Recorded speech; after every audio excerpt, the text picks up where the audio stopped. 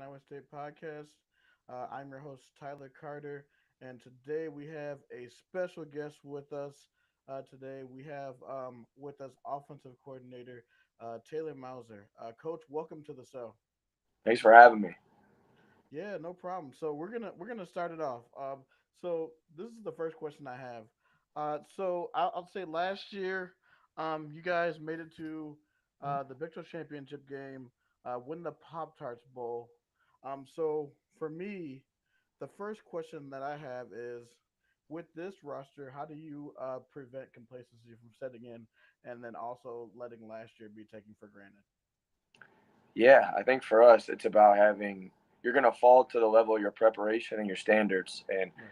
I think, with Coach Campbell going into year 10, most of our guys know what the standard is now. And you have to prepare, and the mission has to reflect the habits, and you have to have championship habits. And if you don't, then you're not going to be a championship contender. So for us, if we want to be, at the end of the season on top of the stage, which we haven't been in the Coach Campbell era yet, we're going to have championship habits. We're going to have to do things better than they've ever been done before. And at least at Iowa State, our guys know it's never been done. There's never been a Big 12 conference champion. So it's hard to be complacent. It's not like our guys have ever seen it done. Like there's Right. team 134 wants to be the team that gets it done. And if you're not the hungriest team in Iowa State history, then it's not going to get done. And when you have guys like Jalen Knoll that have set the foundation for greatness, the standard is greatness, and you have to live up to it.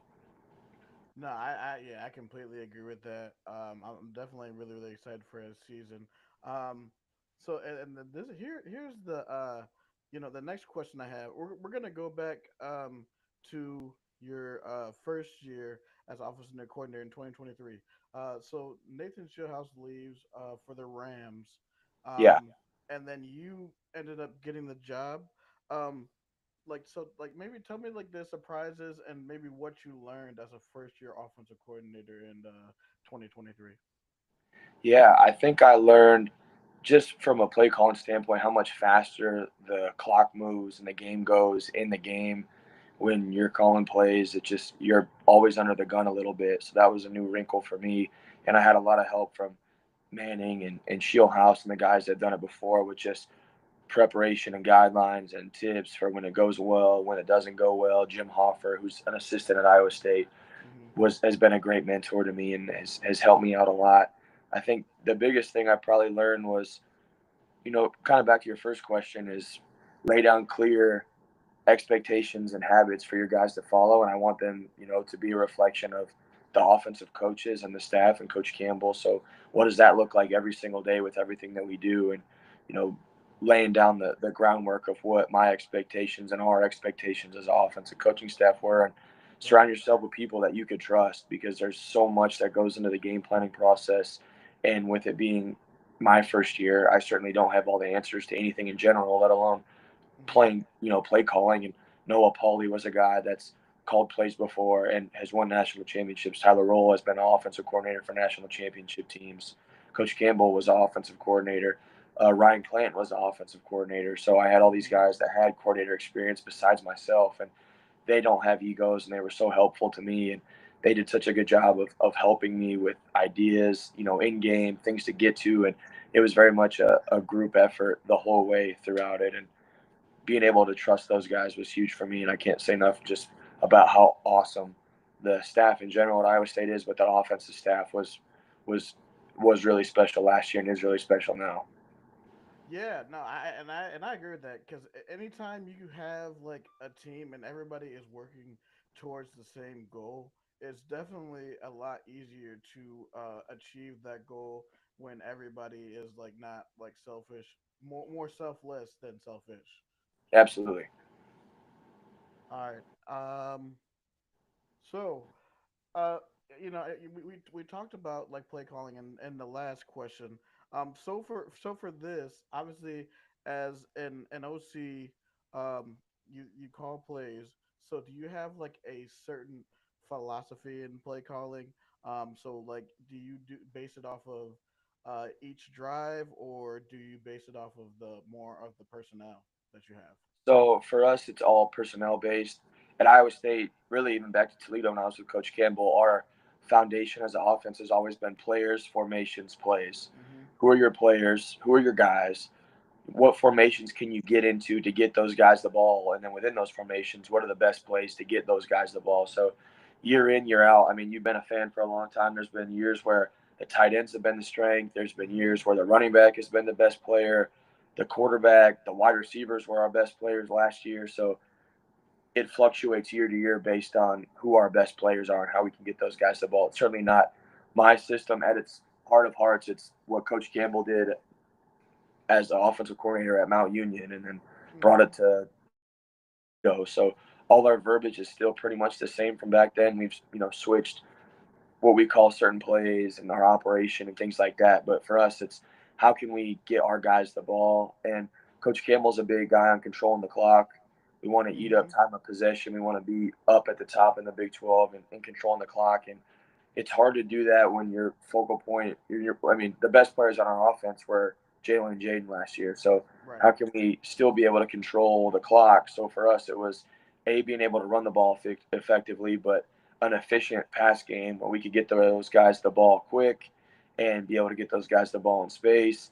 And obviously, I felt like we wanted to be aggressive at giving, on P and 10 early in drives where we could push the ball down the field and, situationally on 3rd and 1 and 4th and 1, be able to take shots there also. So being smart within the wrinkles of how we want to be aggressive and push the ball down the field, but at the same time, how can we control the clock, run the football, take care of the defense, play good football, and take care of the football more than anything is obviously the biggest, most important part of offensive football is taking care of the football. Right. No, I yeah, and having continuity on the offensive side of the ball is key. And like you said, being um a ball control type of offense, especially with the it would definitely keep the defenses guessing. Yeah, So I really like what you said there about your approach to like 3rd and short and 4th and short. That's awesome to hear. yeah. Um, so, like you brought up Jalen and Jaden. I'm really for just for myself selfishly. I really hope one of them gets drafted by the Cowboys. But anyways, I wanted to take a look back at Cyhawk real quick. Yep. Um, one of the things I wanted to know was like on that play to get back into the game, that 75-yard Yep. touchdown to Jalen. What were you seeing in the defense? Yeah. So they played us a little bit different on 1st down than what we expected and what we had seen in previous years. That play wasn't on the call sheet going into the game. It's a play that we had done versus our defense in fall camp and that we had done they studied in the offseason that we really liked. And honestly, that was something that Coach Pauly and Coach Waters watching the iPad thought would be a good play for us. And Mm-hmm. we had seen a different defense than what we were expecting on 1st down and felt like it would be a good time to start the drive with what we had been seeing from the defense. So credit to Coach Waters, credit to Coach Pauly, credit to Jalen and Rocco for being able, and the rest of the offense for being able to go in there and execute a play that we hadn't practiced all week. So Mm. just being able to have those adjustments, the iPad in use this last year really helped us being able to stay in front of a couple different wrinkles and curves. And our guys do such a good job of just, Steeples, who helps us, Coach Steeples, Jackson Scott Brown, like all those guys do a good job of being up in that box and charting the defense and seeing what the difference is and what we game plan for. Okay. Yeah. Now that makes because I saw. I'm like, man, this was this was like that was it was like a beautifully called play. I'm like, man, like man, right back in this thing because I mean I Yeah, it's a big remember. play. Yeah, Should have I thrown it to remember. Jalen sooner. Yes, no, no.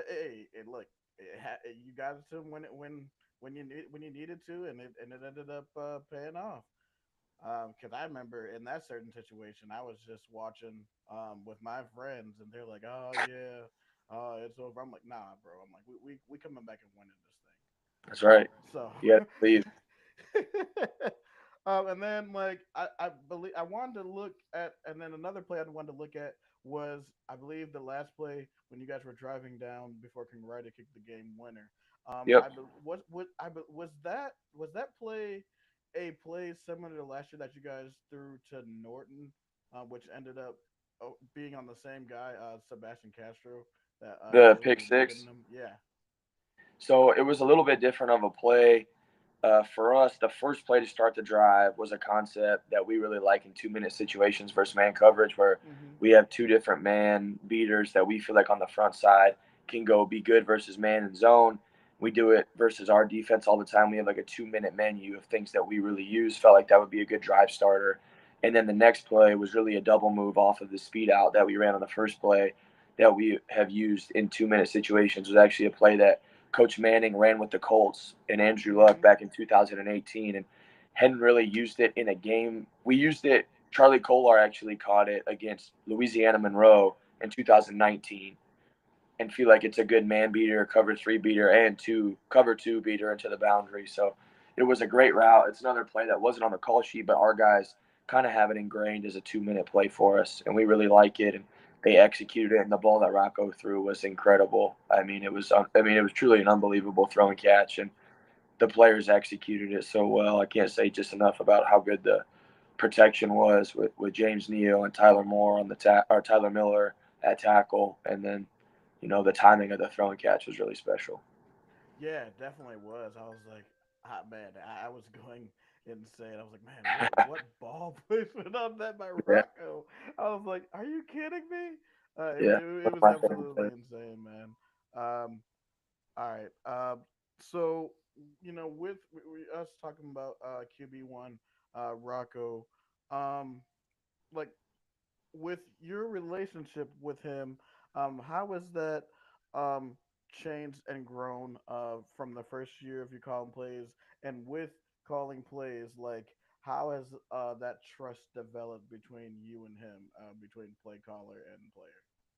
Yeah, I think for us, I've always really respected Rocco's just competitive excellence that he has in everything he does. He wants to win in everything that he does, and I feel like I can kind of relate to that as somebody that loves to compete. It doesn't matter if it's checkers or darts or spike ball or football. Like he wants to rip your face off, and I feel like I'm kind of the same way, no matter what it is. And I like to go to battle with him, and obviously, anything besides football, golf.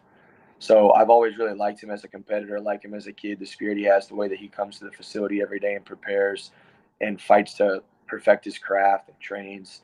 And then, being the offensive coordinator and him being the quarterback, you have to have a relationship and be on the same page. And I don't ever want him to feel like he's out there by himself or has to carry the whole offense. I mean, we're all out there with the same goal. And him and I meet every Thursday and kind of rank all the plays that he really likes. He ranks them Mm-hmm. because it's really not about what I like. It's about what he likes and our guys can execute. So he ranks all the plays on the call sheet from a pass standpoint, and it injects a lot of confidence into me and what to call. So like I said, it doesn't matter what my favorite plays are. I want to know what his favorite plays are. That way, in the most critical moment of the situation, we can call something he's really confident in, and he knows that I have his back, good and bad. I like how bold that guy is. Like we had a play the other day at practice where it was 4th and 1, and we threw a shot play and he threw it, and it wasn't a catch. It was a great ball, and we just weren't able to make a catch. And he could have ran for the first down. And it's frustrating to not be able to move the chains, but Mm-hmm. I like how aggressive he is, and I'm not going to be happy when it works and not when it doesn't. It's going to Yeah. happen sometimes, and I want him to know that we're both competing to try to win every single day, and we go against a great defense with Coach Haycock and our guys. So it's fun, and it's such an emotional game, and there's so much at stake every single week. I know how much being the quarterback at Iowa State and wanting to be the team that wins the Big 12 that's never been done. I know how much it means to them, and it Mm-hmm. kills them when we don't win. It kills me when we don't win. So I think we're very much both on the same page and have a lot of trust in each other just to go out there and do the best we can to win football games for Iowa State. No, yeah, definitely. And I love that you two are the head of that. Mainly just because Rocco, with him, I've just seen him be just even keeled in like certain situations. There were so many times last season where like it just came down to like the last drive of the game. But Yeah, like I just had this like when you have that like confidence, like just as a fan and like somebody who was really a big observer of Iowa State football, like knowing that you have that confidence that okay, you know what, he's gonna get down there, get the job done, and win this game. And just like what you said, being you guys being in lockstep together and then being on the same journey together is just an absolutely beautiful thing. Yeah, it's a lot of fun. And then uh, here is my other one. So, you said it in a few questions ago when I asked you, how did you like develop like a knack for attempting aggressive play calls? Is this like something that like you have always this is like part of your philosophy in play calling, that something that you've always wanted to do, or like just like when the opportunities present itself, like you just take it? Yeah, I didn't get into this to like grow through the coaching ladder. Like I never thought in a million years I would be where I'm at. And every day that I was at Iowa State, like I wasn't like some of the guys you hear where I was preparing to be the coordinator every day. I Mm-hmm. was just so happy to be the tight ends coach at Iowa State and have my shot to do that and wanted to do it the best that I could. And I love being around the guys. Like if there's one thing I don't like about being an offensive coordinator is I don't like being up in the box. I don't like being away from the players. Yeah. I like sharing the emotion of the game with them. I like the coaching on the field with them. I like the good and the bad with them. Like they're my why in football, like the players. Mm-hmm. And when you don't get to be around them for the whole game, it's certainly not as fun as you wish it would. And my favorite thing about football is it calling plays is a long way down the list. But Yeah. when you're at least around it for, I've been with Coach Campbell for 12 years, and I've worked at Iowa State going into my 10th year, and I've worked with some incredible offensive coaches. And you always wonder, what if, or if you were doing it, like what you do different. And it's easy. I mean, football is the most hindsight 2020 sport in football. I mean, in sports, everybody Right. is happy when it works and doesn't, mad when it doesn't, and what they would do different. So that's not what I'm saying from previous coaches, but you just have in mind like how you would want to do things if you had the shot. And when Nate left to the Rams, Coach Mm-hmm. Campbell asked me what I would do different than Shieldhouse and Manning and how things were done, and I told him just a couple of things of ways I'd like to go about it, good or bad. And I think obviously, he liked it and trust me and just know that or knew that I'd die for Iowa State to help us win football games. And my preparation every single day to whatever job he's given me has, I think, exceeded or lived up to his expectations. And like I said before, I really trusted the offensive coaches that we had here right now to help it all be successful, and knew that it had to be a collaborative effort to do it. But it just kind of all goes back to Coach Campbell was the only coach that gave me a chance to be a graduate assistant or a volunteer and then be a recruiting assistant and a Mm-hmm. quality control guy. I'm really, really scared to let him and the players down. Yeah. So everything from an aggressive standpoint was just like the first. I told those guys in the first meeting I wanted to take a shot the first play of the season, and I knew it would get those guys excited. And there was a couple other times to start games where I felt like it made sense, and I knew those guys would be excited about it. And sometimes it's about asking them, like, how do you guys want to start at Rocco? Like, what do you think? You want to run the ball and slow things down a little bit and see what we get, or you want to throw one up, see what happens? And it just kind of, I think gives those guys a little bit of equity and skin, which they already have, and allows those guys to play free a little bit. And it allows me to think a little bit clearer also when you can just kind of be bold. And Coach Campbell always says, be bold. So I Mm-hmm. take that as, all right, well, screw it, let's cut it loose, see what happens. And it's easier for me when I think that way than to, just think that we're going to dink and dunk and manage the game 4 yards Right. at a time. I'm not smart enough to be able to go on 16 play drives and methodically just march the ball down the field. I can't do it. Yeah, no, I mean that's I mean that in itself is really just hard to it's just hard to do. Like, and having those long sustained drives, I mean, it's absolutely amazing. And like you said, with letting the players decide on what you want to do, the first play call, third D. I'm not gonna lie to you, Coach.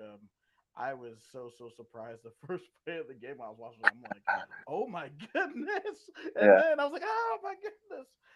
yeah. I was just There was so we said that we were gonna call that play, and I had Jalen, Jaden, and Rocco in, and I gave them like, we talked about three different shot plays, and they all agreed on that one.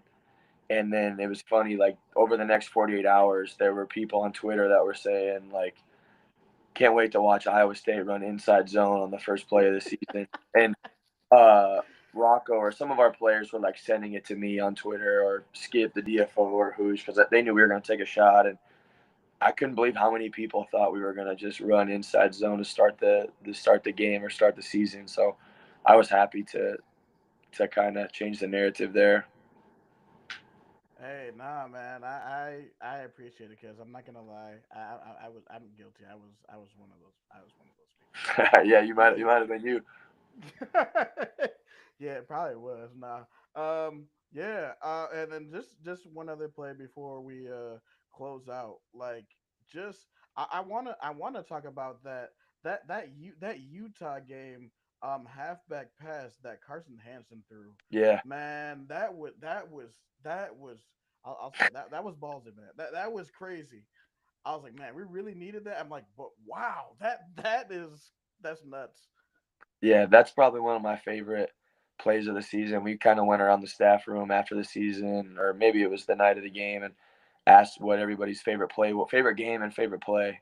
That and the Iowa the double move were probably my two favorite plays of the season for sure. Just it was a fun one to watch, nerve wracking one. Tyler Roll, if you watch it on the film, he doesn't watch it and he turns and walks the other way. We didn't complete it throughout the week in practice at all, but Hmm. it just felt like it was the right time, and the boys did a great job. Yeah, definitely, and you felt it because there it was like a certain time in the game where like we really needed to play it done, and like we ended up it ended up being a huge play Yeah, in that game. yeah. And Coach Campbell was awesome this last year of letting us go for it on fourth down. I think we were first or second in the country in fourth down percentage, and knew that he was going to green light us going for it on fourth down if we didn't get it. So allowed us to be a little bit more aggressive on that one. So credit to him as well for letting us be bold on fourth down this year and go for it. Yes, thank you, Coach Campbell. So we have. I just want. There's a question from the live chat that Yeah. I just want to ask you, and then we'll head out from YouTube. So a guy named Family. Thank you, Family, for tuning in to the live stream. He asked if you see another 10-win season on the horizon. Uh, I'm not gonna make predictions from a win loss standpoint. We're gonna do the best we can to win as many games as we can, and our focus is always going to be on the development of our team and the Yep. standards of our team, and we're going to go out there and the crazy thing about Iowa State, you're a fan, and all you guys that are listening or watching know somehow, some way, most of the games are probably going to come down to the last play or the last drive of the game, and the Yep. margins are really small, so it comes down to an inch here, an inch there. So it's going to be an awesome season. It's going to be electric. Our goal is to win as many games as we can. Our expectation is to win as many games as we can, and we're going to do everything we can to do that. And we're going to have to prepare better than we prepared last year if we want to win 10 games. You want to win 11 games and 12 games. It's only been done one time in the history of Iowa State football. So Right. we know that our backs are always going to be against the wall here. And other teams are always going to try to buy all of our best players, and Yep. we're here for it. We love it. We're going to go out there and prove people wrong every single year the best way that we can, and we're going to win the hard way. And it's not always the fun way, but it's the Iowa State way. Yeah, exactly. That is the Iowa State way. Coach, I just thank you for being generous with your time. I'm not gonna lie, like when you were talking about like saying with your love for Iowa State football, like that's sort of like the approach I take like with like doing this podcast because I'm basically almost up on a year like doing this, and like really just like the stuff that you described me from where you started to where you're at now. Really just I'm trying to do that with with this platform and being able to provide quality content for everybody. So just Yeah. thank you for No, it's doing awesome. that. I remember you being in the student section. I mean, from early on in the Matt Campbell tenure of being a guy that supported Iowa State and gave a lot of love out for us. And I love all the fans here so much, and I know how much Iowa State means to everybody here, and I don't take it for granted. And truly want to do the best that I can to make everybody proud. So I love the grind and how much that you stick up and fight for us, and I really respect it. And you and all the other great Iowa State fans. So you guys mean the world to me and to us and Coach Campbell and our football team. Yeah, of course, man. Always, man. Loyal sounds forever true. Well, Coach, thank you for your time on here. I just had to do a little bit of podcast things at the end uh, that we always do. Um, so, thank you once again. So, with that, that's going to be the conclusion of this show. Everyone, thank you everyone for tuning in. We have been nominated by FeedSpot as a top 15 sports podcast in the state of Iowa. So, thank you guys for that. Um, Also, if you want to find me on Twitter, I am at SciTie Guy. I have tons of sports takes. Hear me whine about the White Sox and the Cowboys, and I was uh, you know talk about Iowa State football. And here's where you can find us on social media. Where How do you spell believe? BLEAV. Here, how you can find us: Twitter, YouTube, Facebook, TikTok, and Instagram. So, with that being said, this is Tyler Carter from the Believe in Iowa State podcast. Make sure you guys tune in tomorrow while Cody returns as we talk about WrestleMania. So, thank you guys once again, and go Cyclones.